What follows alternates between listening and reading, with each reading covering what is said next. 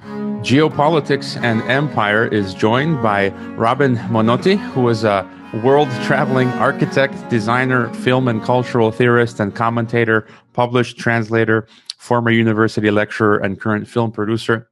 It's quite a mouthful. I somehow discovered him through Twitter, where he has a large following and has been writing prolifically on the absolute craziness of whatever you want to call COVID-19, which has, in my opinion, caused untold harm. You know, the government policies have caused untold harm through all of these lockdowns, quarantines, forced face masks, the destruction of national economies, and so much more, which we'll get into. So welcome to the podcast, Robin. How are you doing so far in 2021? Thanks. Well, I think maybe in 2021, I feel personally less alone, because when I started without really any intellectual breaks saying what I thought about the situation, it was all the way back in March 2020 as you know, on Twitter. I think at the time of the people that I was in contact with, there would have been more, but at the time maybe I could count in one hand at the very beginning, the people who were already sensing and speaking out publicly, that were in my network, that there was something that wasn't quite right about how this situation was being approached. In my case, I think when the principle of the idea of the lockdown came out, immediately I started looking at the idea of putting a human being at home. My sort of training is an architect, so the idea of home is something that we have been working on throughout our education. What does home mean? And what does it mean to be in the public sphere, in the public dimension, in nature, something which is becoming more and more relevant. And so all of these things together, looking at them, it begged the question, what do you do to a human being when you make them stay at home? In some ways, in many cases, against their will. And it became obvious that you're doing the last thing that you should do, which is weaken their immune system, partially because you're reducing their exposure to vitamin D from the sun, if you're in the season or latitude or altitude that you can get it from the sun.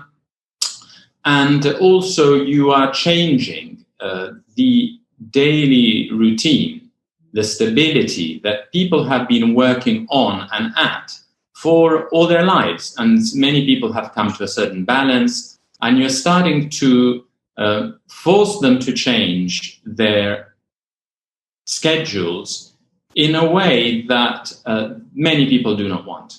So you are changing the social structure of society, and this is not benefiting the immune system. So who does this really benefit? Does it benefit the people who are receiving this as an order? Does it benefit the idea of general illness or not? And it's clear that when it comes to personal immunity, it does not benefit anybody. It's, fear is one of the worst things. Stress is one of the worst things. Reducing vitamin D. All of these things are clearly the worst thing for immunity. So then we come to the idea of what is illness. And we have I think in our society, we have a very mechanical view, which is you have illness A and you have body B, and if illness A is in touch with body B, it creates this disease C. And that's how we understand it. In reality, it's not like that.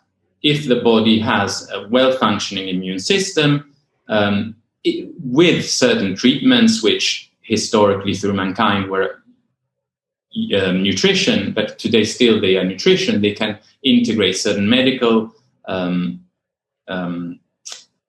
items or nutritional supplements.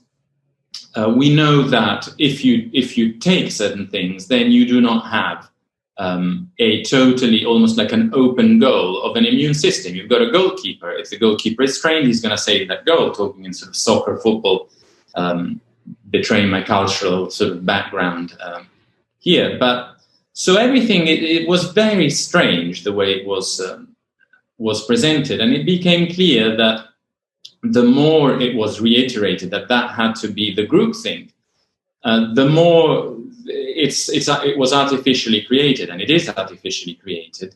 And it is it is a direction that does not really help the human being, but it helps certain human beings above others.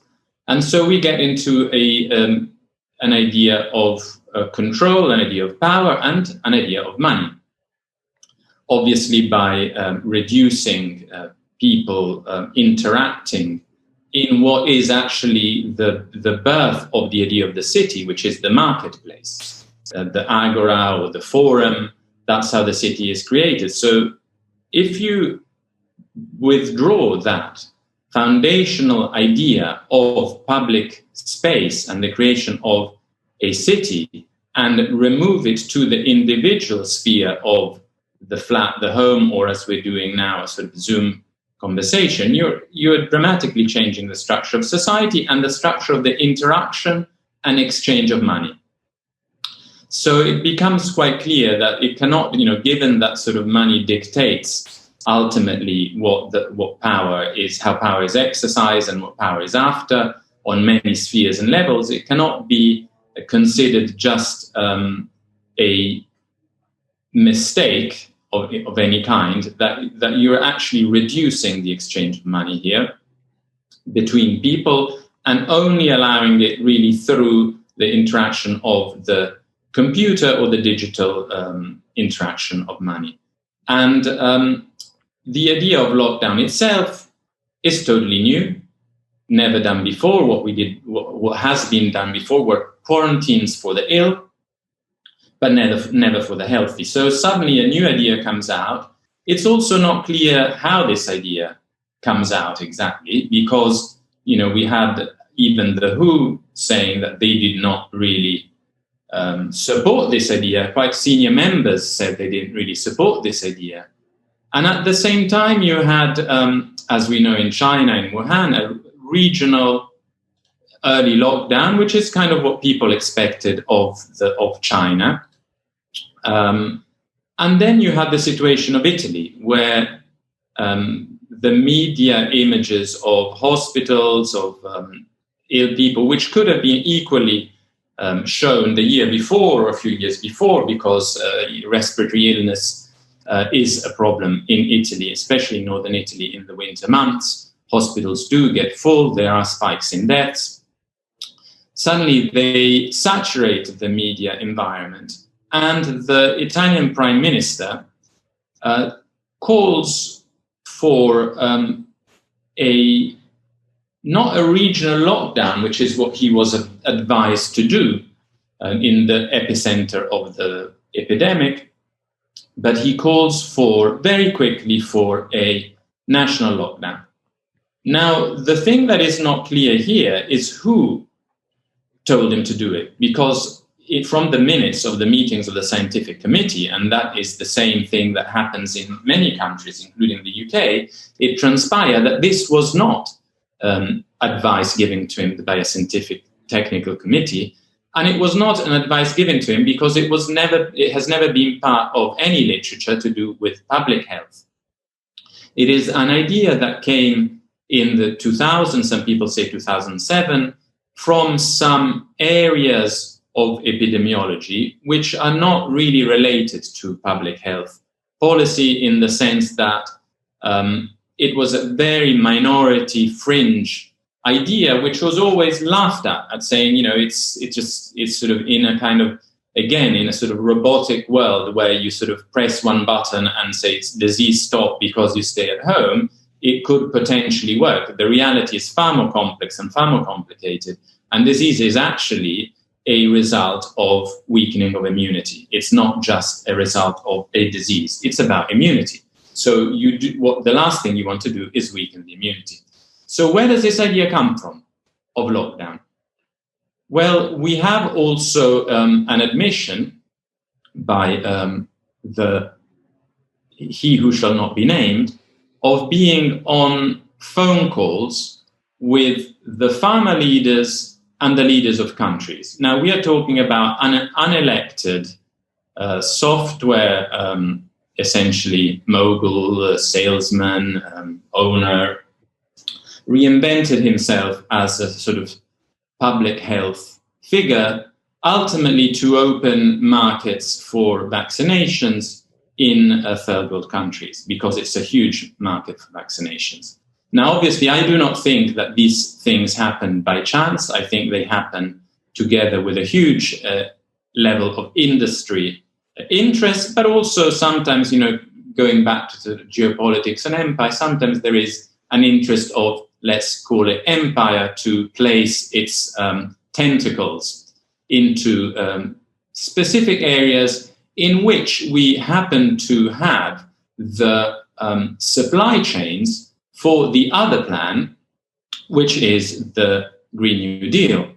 So we have a attempt to change the production of energy into a new system or a parallel system, which requires a huge amount of infrastructure, a huge amount of building work, a huge amount of minerals to power it. And those minerals happen to be in the same place in which you want to expand your vaccination market. So these things tend to fall together quite nicely.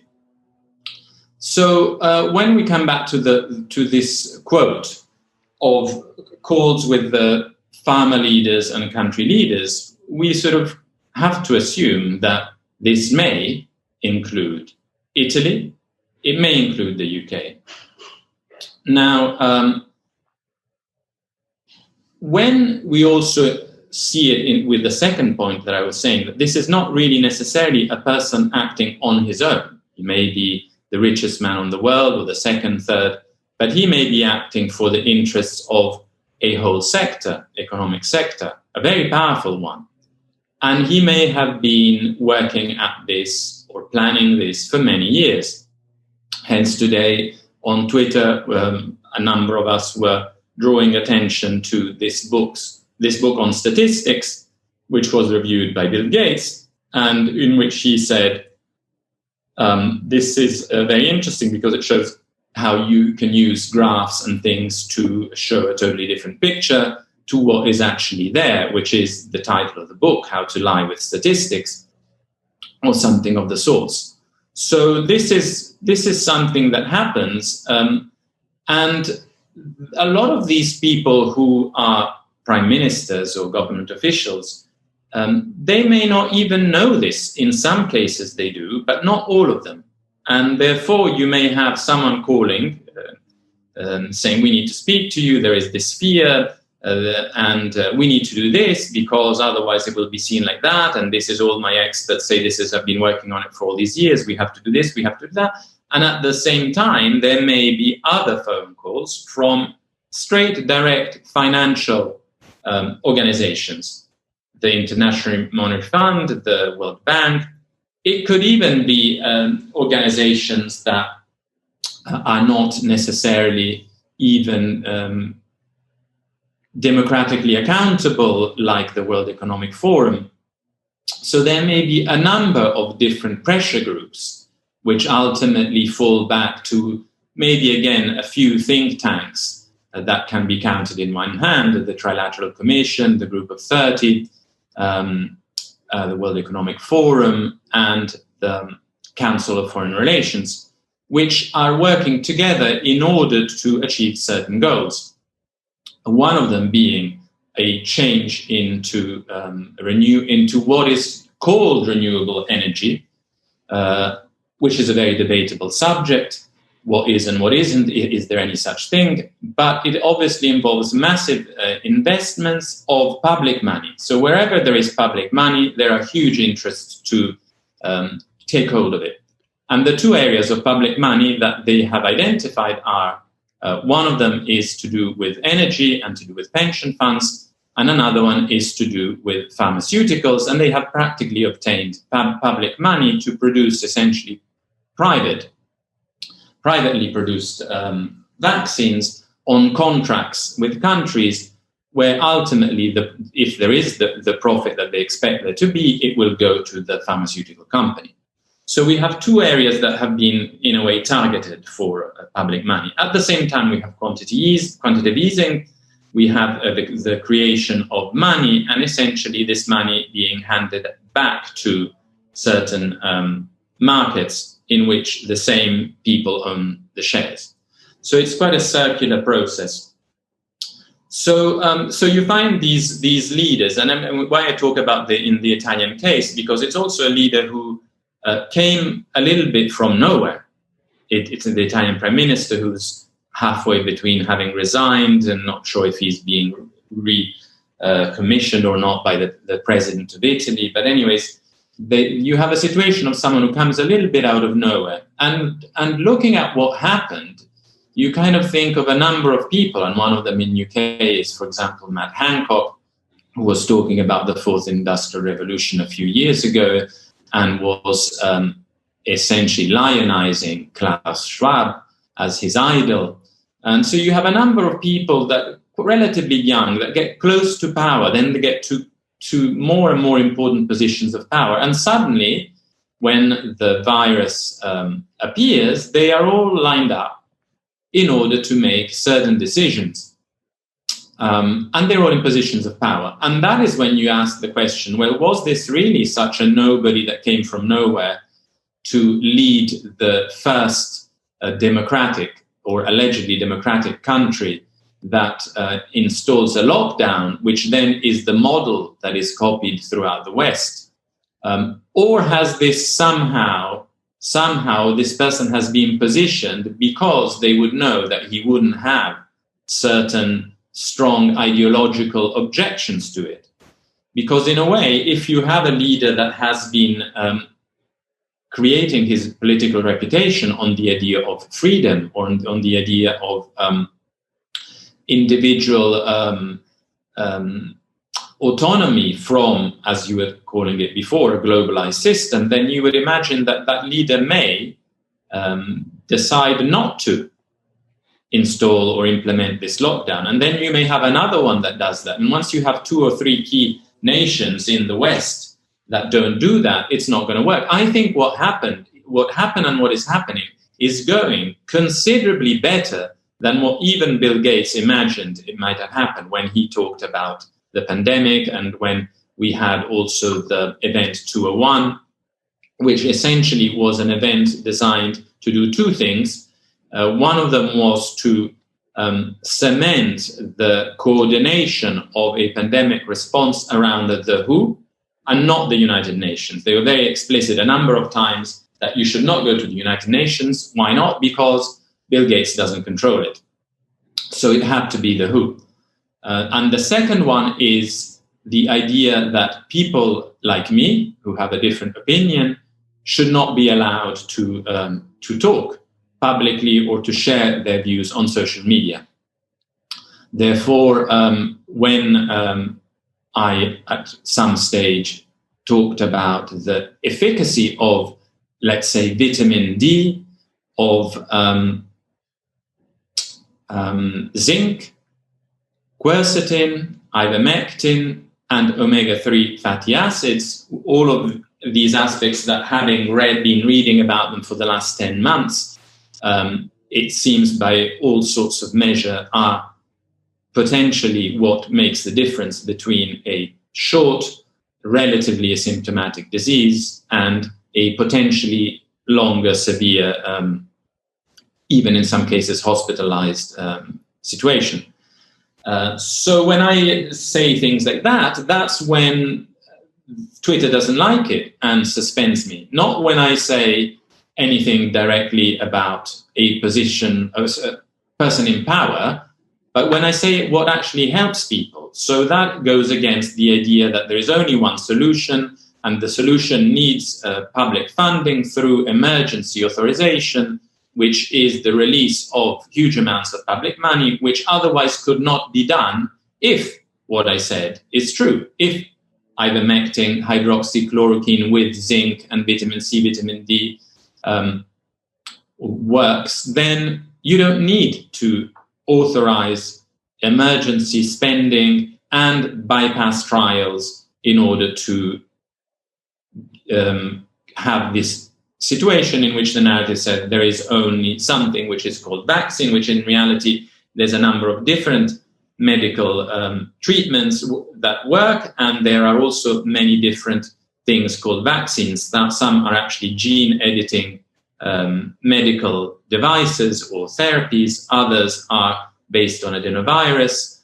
So there are different items. And then the interesting thing is, as someone who has spent months translating and looking at every single word of the book that I translated by an Italian writer called Curzio Malaparte, is that when you look at language, you realize that the way that language has been used throughout is completely incorrect. So you have something which is called a case, which does not relate to a disease. This never happened before. If it's a case, it has to relate to a disease.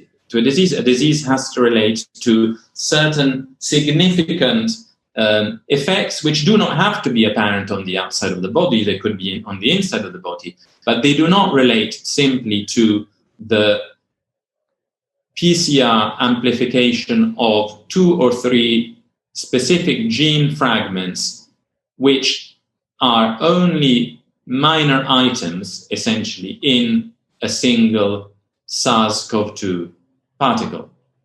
That is not a disease. That is the presence of a virus in a test. That's it. It's not a case. It's not a disease. So we have this one, which is sort of one perversion of language, and we have many, many more. Therefore, what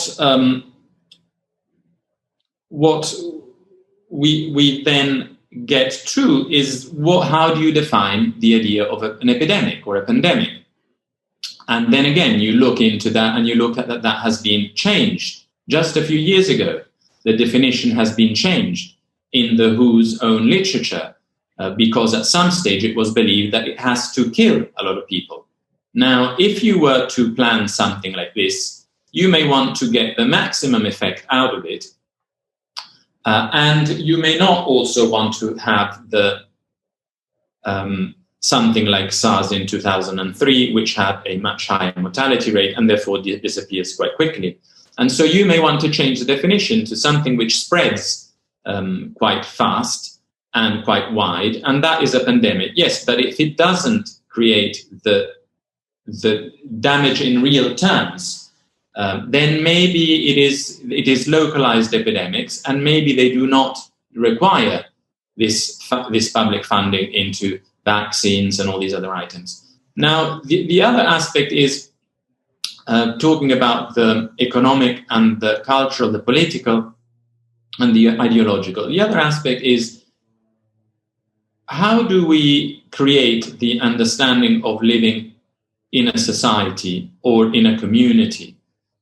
Do we just submit to what the people in power say? Do we attempt a dialogue? Do we attempt to exchange opinions?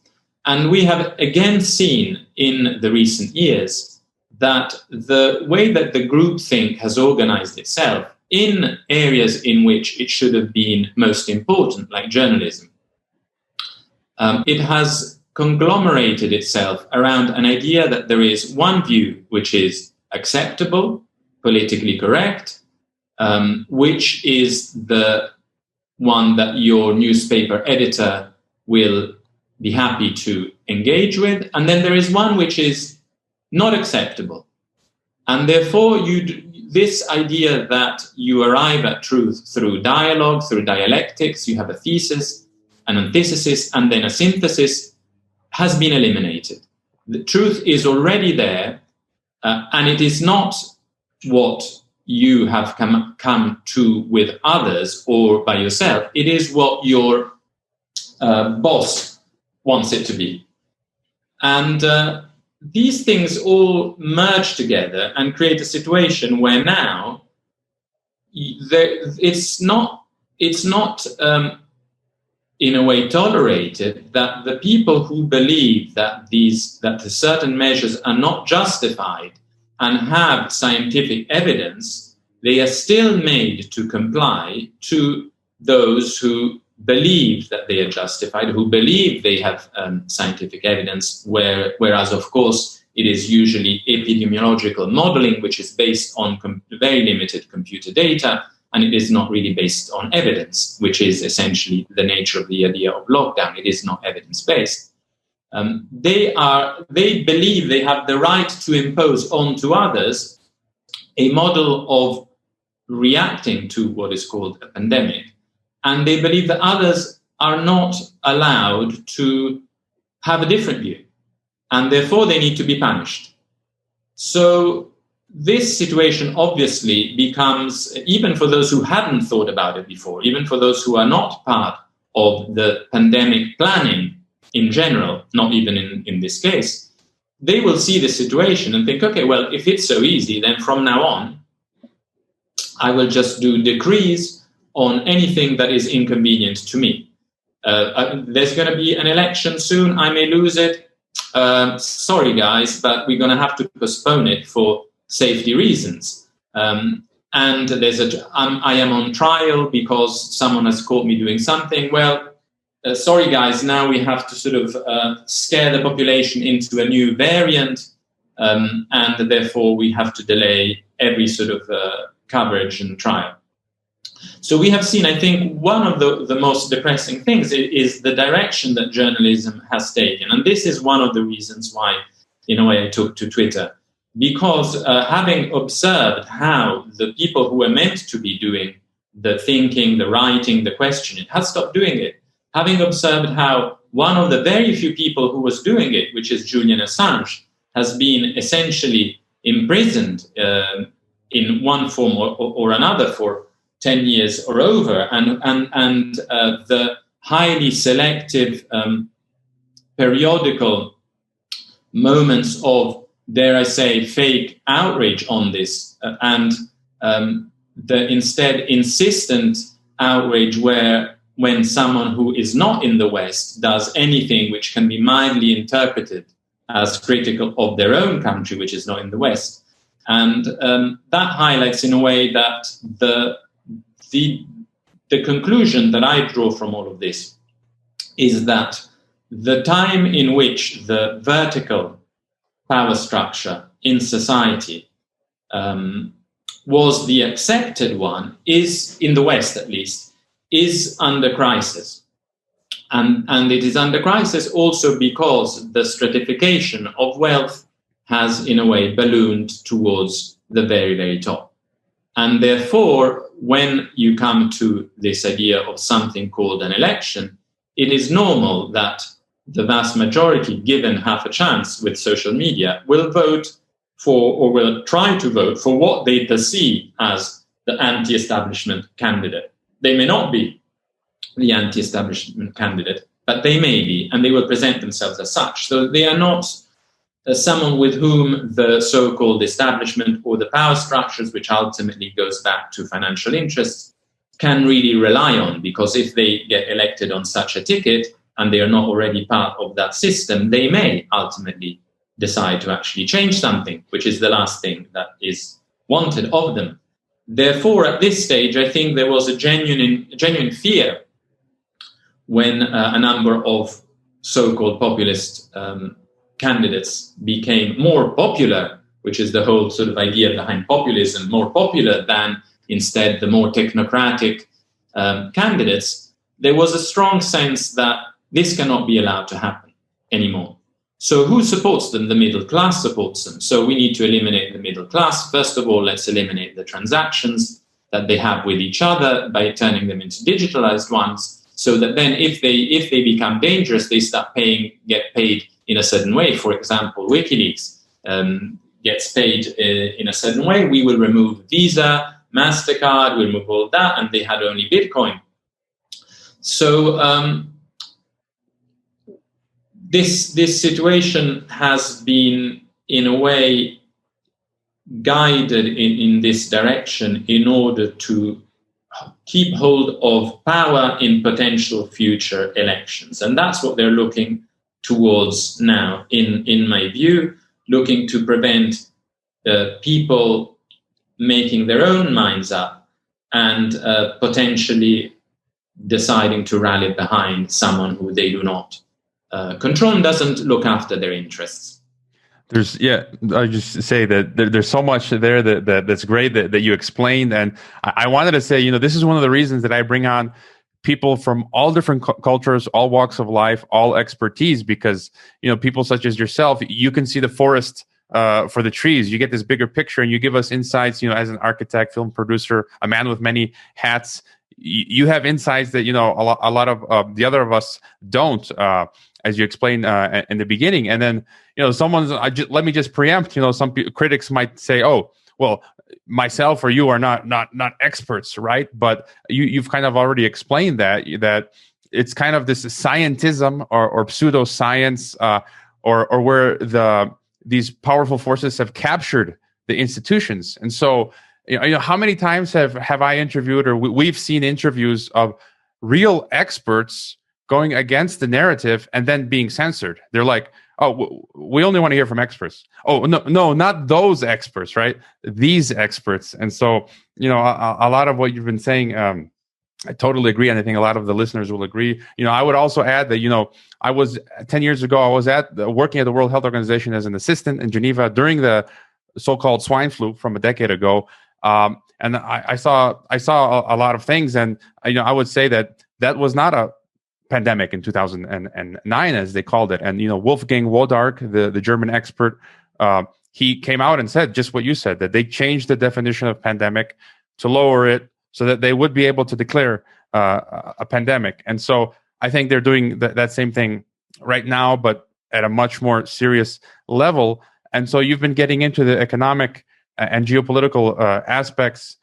What do you see going forward? Like you mentioned technocracy, getting rid of kind of elections. Actually, if you look at technocracy, the purpose of technocracy, one of their goals is to eliminate politicians or have less politicians. You won't really need elections or politicians. Only experts and technology are going to run countries or governments. And so we hear this great reset that's underway as we speak.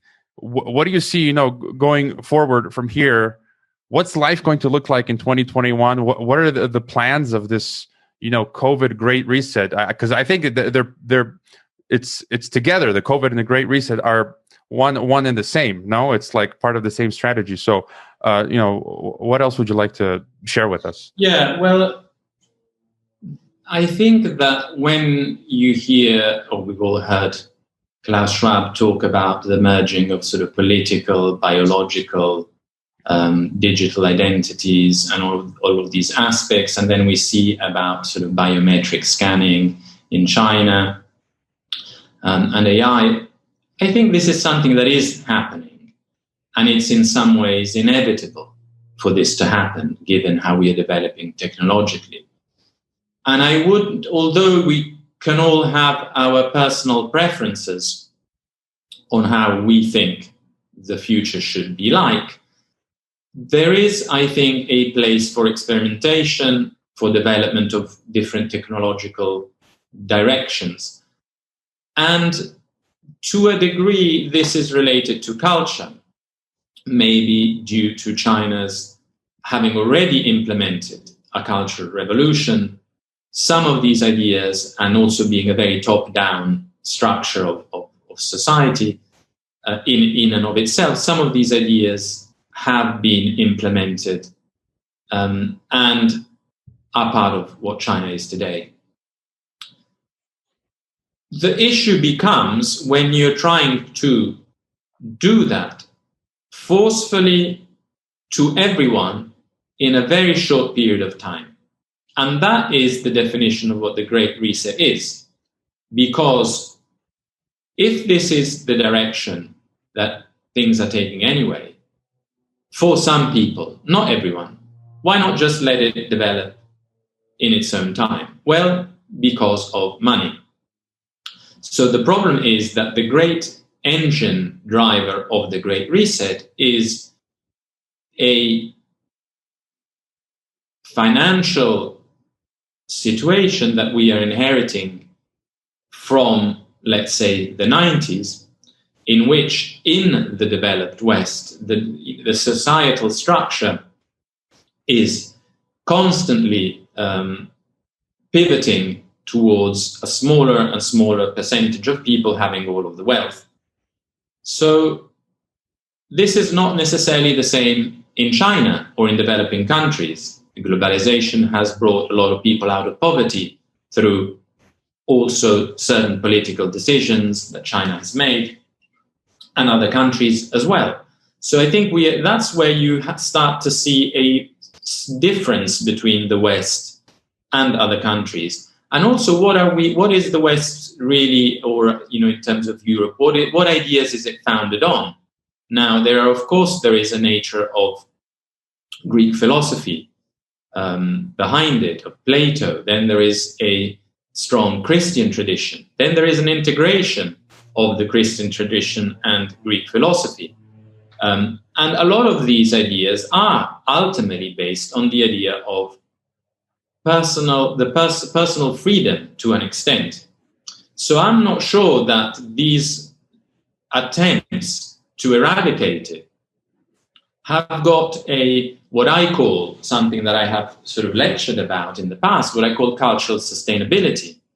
I do not believe that these ideas are culturally sustainable. So I do not believe that they will work. Now, this is where we all come into the equation, because if they work or they do not work, ultimately it's up to us. So the question is, what do we do?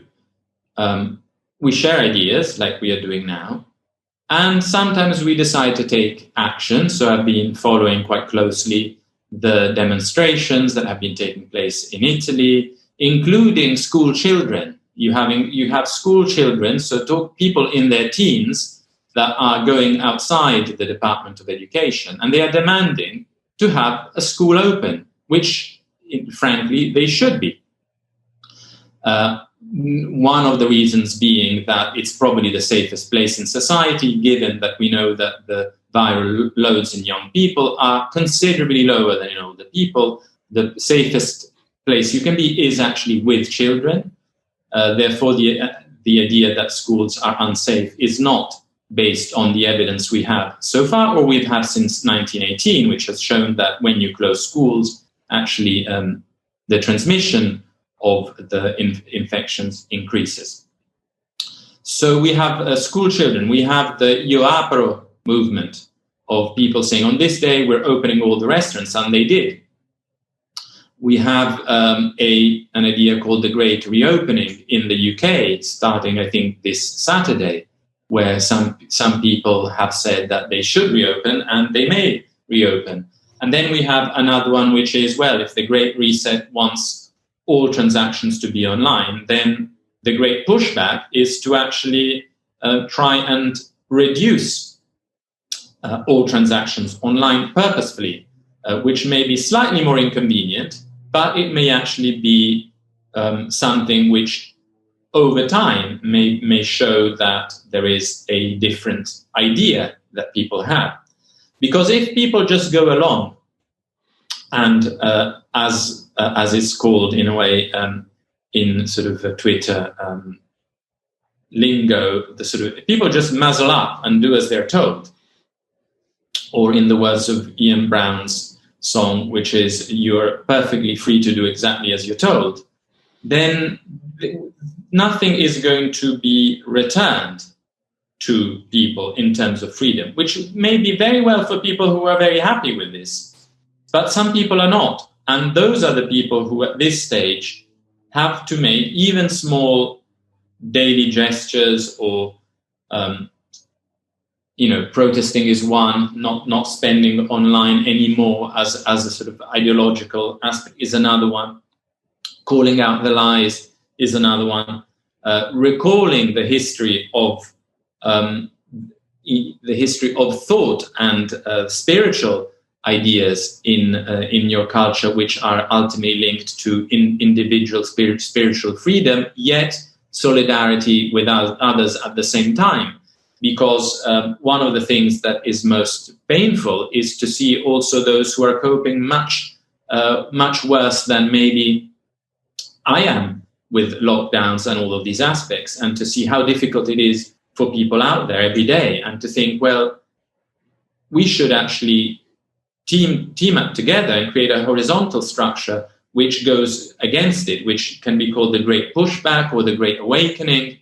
And, if they're going to close Twitter, we're going to find another aspect or another platform, and if they close that, we'll find another way. But in a way to keep this strong sense of solidarity to those who are struggling and suffering throughout this time, especially because if we don't do it now, this structure of power that is trying to assert itself through the Great Reset, which is obviously being sold through fake progressive definitions, one of them being the Green New Deal, this structure of power will in a way become much more difficult to remove or to challenge. Whereas now we're still in a position we can somehow challenge. So as I mentioned before, this writer that I translated is called Curzio Malaparte.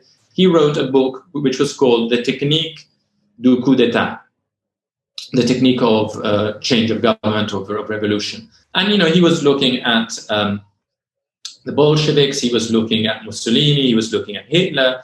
It was in those days that those were the examples of how a nation's government was taken over by a minority in most cases, and the whole direction of the country changed. And there were set ways that you did. You first took over the TV stations, you got the industrial workers to go on strike, and sort of, you do that in a very brief moment of time. And he said that at the time, the duty of the state was to be ready for this and to be able to defend itself against it. In our case, I think things have changed. So we have to see what it is that we can do in order to ultimately make ourselves heard.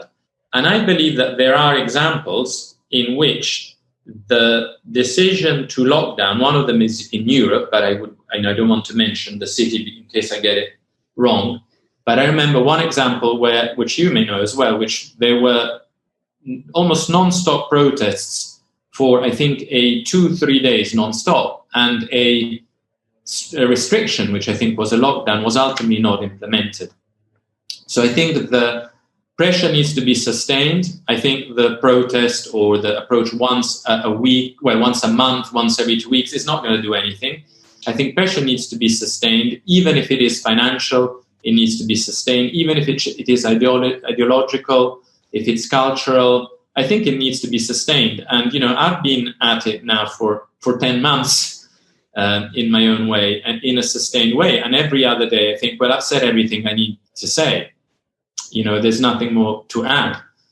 The problem is that if they keep on repeating what are fundamentally statistical manipulations and lies, then if we stop challenging them, then those will become the accepted truth. So in a way, the ones of us who find it that is our way to approach it, then we need to keep on doing that. The people who find more comfortable finding a group, going to the streets, they need to be doing that. And we all need to, in a way, do something, because if we don't, the Great Reset will become the Greater Reset, which will become the Greater Reset, which ultimately will be a situation in which we will have no more possibility to live in whatever way we want.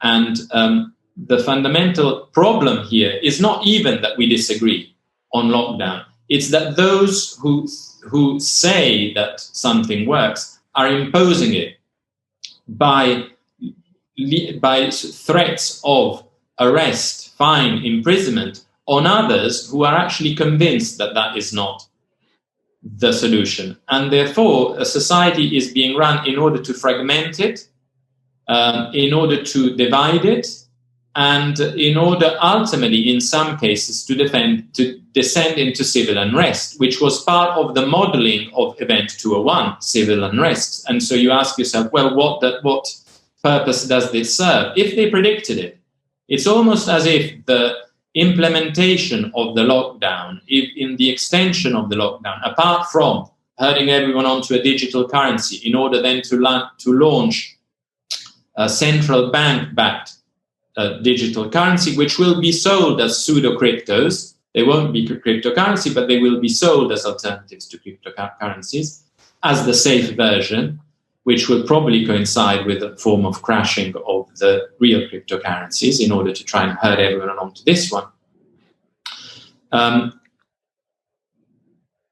If we don't address this, if we don't address this now, it will get a lot worse. That was. Yeah. I would totally agree with everything you've said, especially ways to fight back. Like you say, even doing more interviews, I sometimes get tired. I'm like, what else is there to say? But it's just as you say, we can't stop, because if we stop now, then the truth will be said by the establishment as well. I haven't bought anything online for many, many months, and just as you're saying, I try to shop at places where I don't have to wear a mask, so I don't give my money to the people that are following the establishment protocols. And the future, as you say, the greater reset is truly frightening, because and as you said, Aldous Huxley said that it's the final revolution. That he spoke about this half a century ago, that this scientific dictatorship is the final revolution, because if they establish this technocracy using the technology, there will be no way for us to fight back, because they will be so superior. I don't think we've ever had a point like this in human history where they would get to such a point where there would be no possibility for us to fight back. And as Huxley said, it's the final revolution, and it's a scary. We're starting to see glimpse of it right now. I can't travel back to my other home. I can't leave Mexico because you need to take these PCR tests, which I refuse to do. And now they're talking about anal swabs as for the PCR tests, to wear 3 masks. And then now the EU, we're both Europeans, and they're saying now you need to have these vaccine certificates that prove that you've taken this gene therapy to be able to fly. And all of these restrictions are coming in, and it's frightening. And it has echoes of the Nazi, the German Nazi regime, a total eugenics based regime.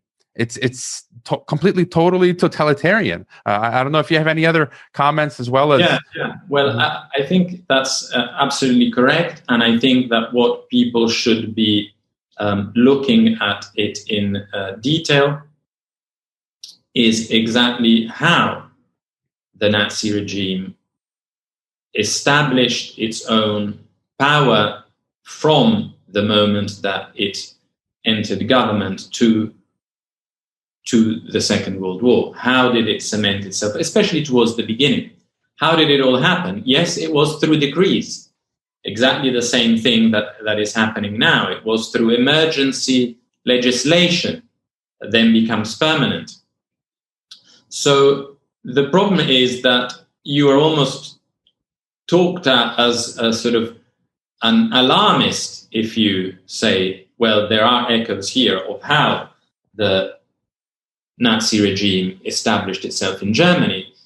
Whereas in reality, anyone who has looked at that history sees that the parallels are extremely close, very, very close. And there's people like philosophers like Giorgio Agamben and others who have identified exactly the same devices at play here in terms of biosecurity, biopolitics, as you said, eugenicists, and the validation that the medical establishment has given to the Nazi regime is so important that without it, it could not have been what it was. Without the medical scientific validation of what was going on in concentration camps, the experiments, the beliefs on a superior Aryan race, all of that was based on similar ideas that today we defend people, not me, defend the lockdown with.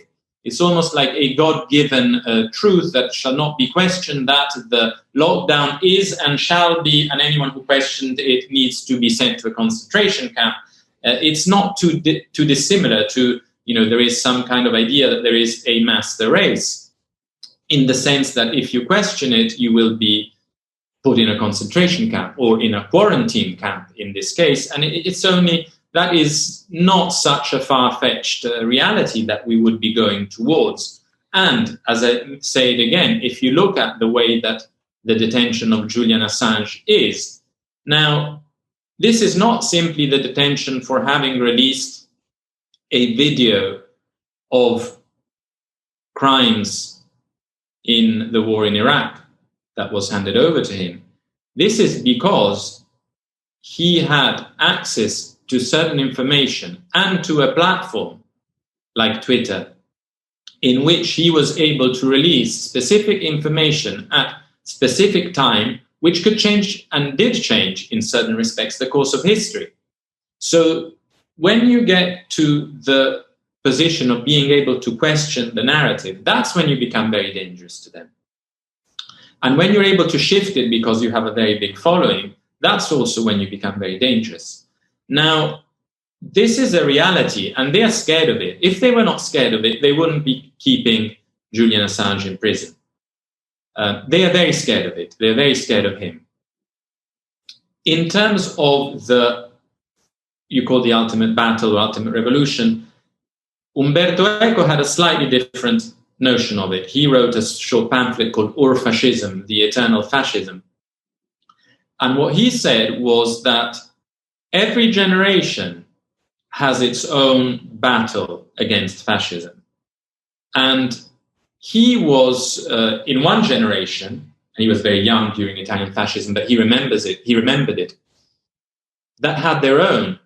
We're in another one. And I think what people do not want to accept is exactly this. They do not want to accept that it happens again and again and again. And we, talking about sort of human societies, we who do not want it to happen, because a lot of people do, we need to fight it again and again and again. Therefore, the problem is that a number of people will say, oh, you are an alarmist because you're talking about Mussolini and Hitler and the concentration camps, or other people will say the gulags.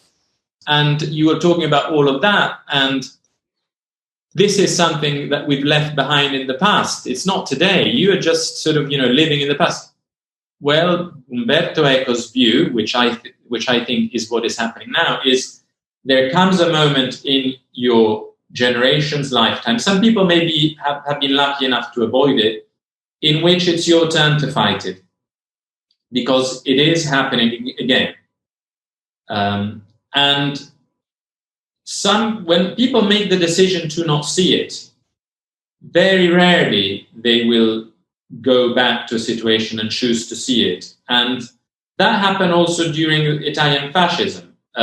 People perhaps who lived there at the time said, at the time, we didn't know that it was Italian fascism. It was just the way things were. It was just the government was like that, and we went along with our lives, and we didn't know it was that.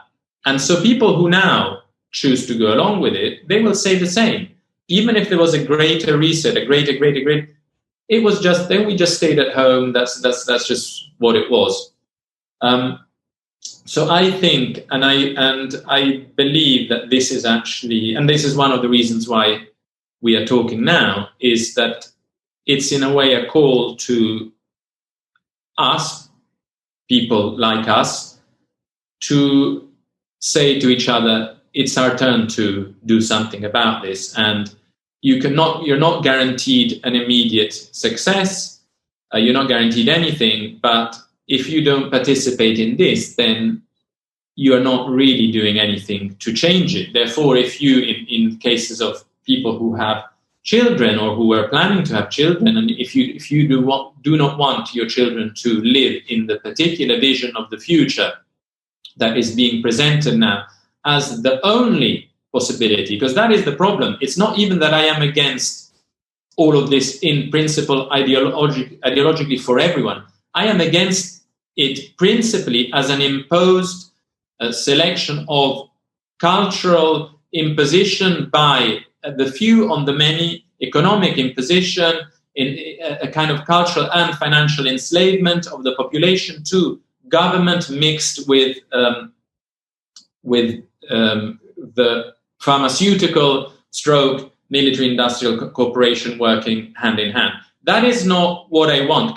Will I be able to prevent it? I don't know, but I think we should at least have a go. Yeah, I mean, what you just said, I think, I mean, you hit the nail on the head. And I got the book behind me that they thought they were free. That book from the 1950s that interviews average Germans, and it just as you laid it out, what happened with the average Italians under Mussolini, it's the same thing that happened with the average Germans under the Nazi regime, and it's precisely exactly the same thing that's happening now with this Nazi-like fascist totalitarian Great Reset that's coming upon us. And I think you nailed the psychology of the people. Sometimes I even go further that the people who say that we didn't know, we're just going along.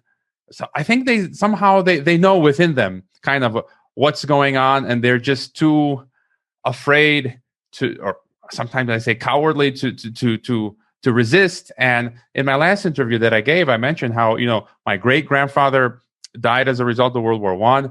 My grandfather was a Nazi prisoner. When I was a child, we had the Yugoslav War, which I briefly lived in Croatia during the tail end of the war.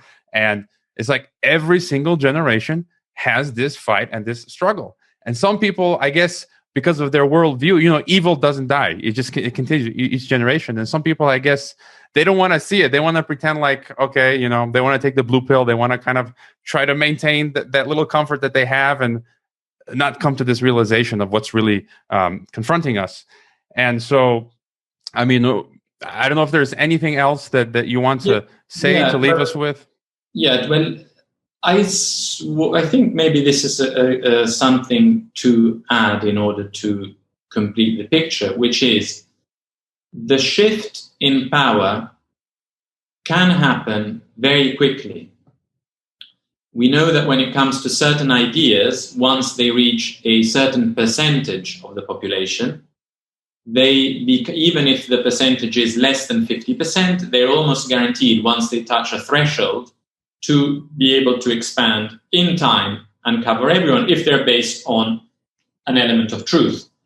Now, when it comes to human nature or animal nature, even, there is a sense of where the power is. So the people who maybe know that something is not quite right, but maybe don't want to go against the grain, will be sensing throughout, from almost like an animalistic perspective, where the power is and whether the power is being challenged and by who, and whether that challenge has any chance of success. The moment the estimate of even the people that will go along with it, who are going along with it today and who may be going along with it next year, the moment that there is a judgment that the idea of, let's say, lockdown is intellectually bankrupt, which it is, but it is intellectually and epidemiologically and medically and immunologically bankrupt, and this becomes a pervasive sense in society, almost an unspoken truth, the idea will crumble, and only force will be able to continue it. And that force will have a pushback once a majority of people sense it. So at that stage, this Great Reset is over. There are certain points now, if we're talking about geopolitics and empire, there are certain countries who have stood up to all of this. One of them is Belarus, criticized because of its leadership and lack of democracy. But that's one country. There are, today I was reading that the Slovak Republic is introducing ivermectin and approving it. Now, the moment that countries do that in Europe, and it works, and the whole idea that maybe there was never any need for a vaccine becomes common knowledge, the lockdown is not justified anymore. There is also I think maybe a recent shift in Russia, in which Moscow has pretty much reopened totally, and in which there is a sense that this is becoming more and more a Western position to have. The taking away freedom has become the defining factor of what being Western means in 2021.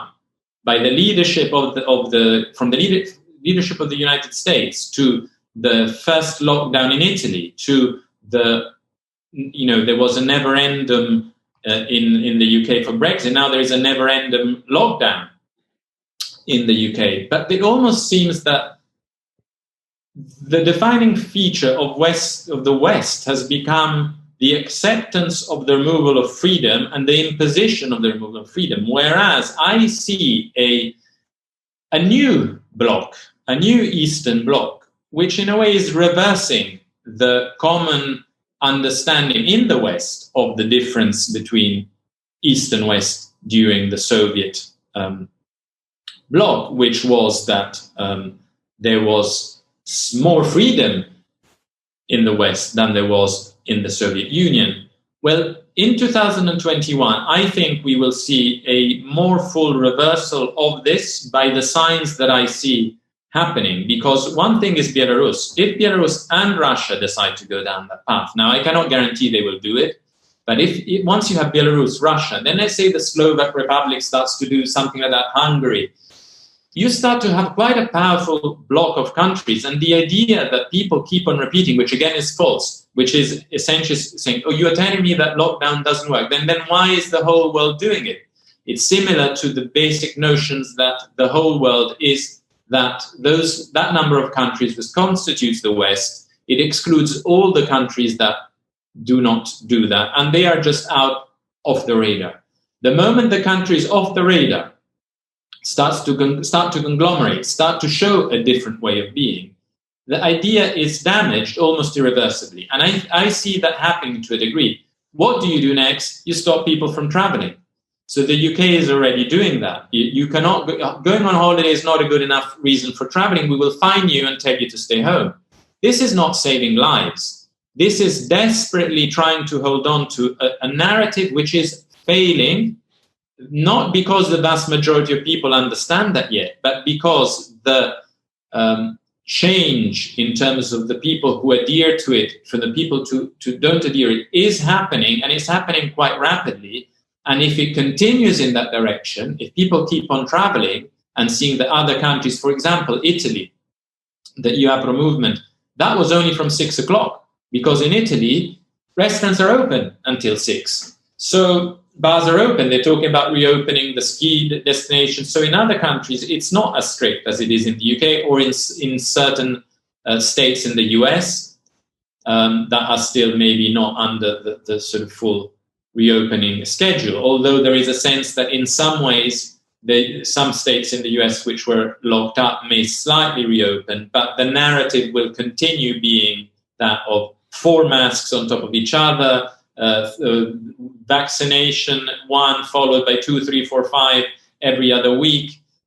So the narrative will continue to be that. The numbers will continue to be cumulative, and therefore will continue to be an abuse of statistics where you count 3 different seasons of respiratory diseases as one, and you compare it to other seasons which were only a single one, or that any respiratory disease which leads to pneumonia, if at any stage of the development of the disease it may have been linked to some kind of relation to any form of coronavirus, then it's a COVID death, it's not pneumonia, and so on and so forth. So in a sense, what I would like to end it in is that there is a sense that there are some power structures from a geopolitical point of view that may decide to offer a different route. And even those that are not in the former Soviet bloc, like Sweden, they're not far away from it.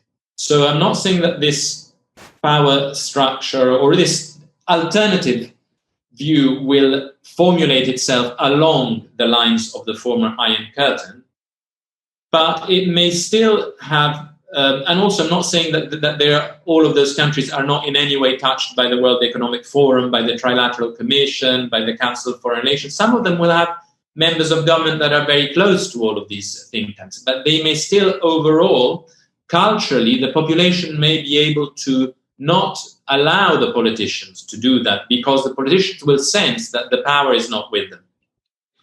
And therefore, once there is a critical number of these countries doing it, and that's why we have to keep looking at those countries, keep seeing what they're doing, keep sharing how life is, because once there is a critical number, and once we repeat it often enough, more and more people will realize that the world is not the countries that we are told it is. It's bigger than that, and there are very big countries that are actually choosing not to follow that path that we are in and that we are trying to, in a way, resist.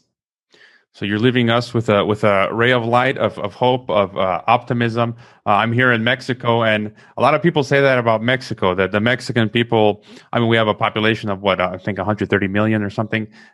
They just won't go along with this. The economy is too informal. There's a lot of poverty, and people are just going to do their own thing. And flights are open in and out of Mexico without restrictions. So, that's one example, like Mexico, Sweden, Russia. I think President Putin was just mocking the West because, as you said, we're going totally fascist, where they're deleting social media. The president's accounts are being deleted, which is insane in terms of liberty and freedom of speech and all of that. And so who was the Parler that was taken down? They just got hosting in Russia. So as you said, the trend is reversing, and now I call USA, my home country, the USSA, the United Soviet States of America. And so I think we'll leave it there. And I know you have your website. Just one short thing, which I'm keen to add, which is that I know a lot of people who lived in the Soviet Union, and when it comes to the experiential awareness that there is a power that repeats certain things which may not be true, and in which you are not allowed to do certain things because other people will be the first to condemn you, not even the power. Other people around you will be phoning up authorities if you hold a birthday party for your daughter, which is what happened on the street that I live in London. Now, that is reminiscent to them of what it was like to live in the Soviet Union in terms of the power. But in terms of the political system, it's the opposite what's going on. It's a form of neo-feudalist and neo-technocratic, scientistic aristocracy that is really a very small percentage of the population. And therefore, when it says, you will have nothing, when the World Economic Forum projects you will have nothing in 2030 and you will be happy, in the sense that you'll rent everything, who's renting it to you? They are renting it to you. And they are not the government. They are not doing the public's interest. They are a privately funded think tank or platform. So it could not be more different to the Soviet Union from a political economic organization. And I think the only parallel that works in a way with the Soviet Union or with other, in a way, systems is the one in which personal freedom is constrained, but it is not the one of the political organization and power, which I see often this being made. And I think if we make this, if we confuse these issues, I think we'll also lose sight of what exactly is going on, which is a consolidation of power for the 0.00001%. And this is not a consolidation of state power for the projected benefit of the people of, a kind of socialist system. It is the opposite. It is the opposite, but it is being sold with a kind of progressive veneer. But actually, it is the opposite. It is, and the reason why there is an acceptance of potential civil unrest, which is something that Catherine Austin Fitts explained very well, is that ultimately this is when that same 0.001% will come in and will buy out the entire town centers, which is what they want, the beautiful urban town centers of Europe. If there is rioting on the streets, the values will go down, they will buy them up. And therefore it is in some ways it's what they want. And we may have to be clever enough to find different ways of resisting as well, because we can play into their hands. Mm-hmm. Yeah, and yeah, as you said, we should be precise in our language, and it's kind of what I meant with what you said. And basically, I mean, it's this global oligarchy. We will live under this global plutocracy, oligarchy, whatever. At the end of the day, it's totalitarianism, private or public, and either way, it's but it's a fund. The thing is that a lot of people don't like to hear it. Is a fundamentally advanced capitalist organization where the small minority is, in a way, trying to use the majority for their own profit. And that is ultimately what the Great Reset is about. Yeah, we've spoken to CJ Hopkins, which is great, based in Germany. He calls it global capitalism. Yeah. Okay, so... All right. Your website, your personal website is robinmonotti.com. You're on Twitter. That's the work one. That's the work one. There's also one with more writing, which is nulluslocussinegegno.com. It's linked on my Twitter, and that means there's no place without spirit. And it's where I have writings of all different other subjects. Yeah, I'll include all the links. And as you said, you're on Twitter for now.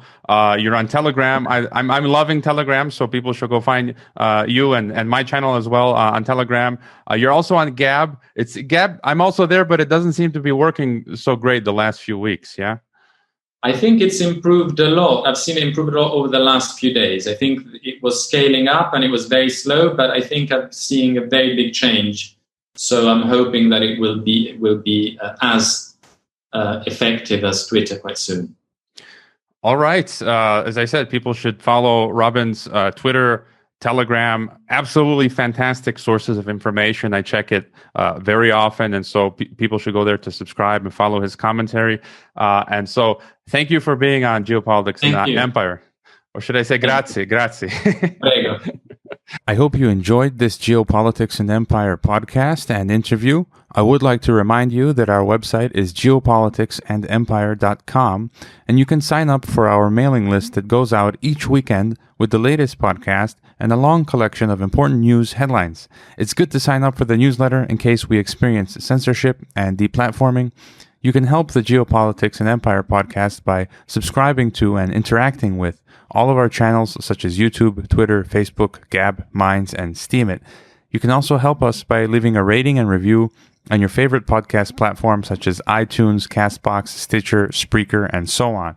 Finally, if you value our work and our mission and would like to see us continue interviewing experts from across the political spectrum, please consider leaving a one-time donation via PayPal or Bitcoin, or becoming a regular monthly supporter on our Patreon.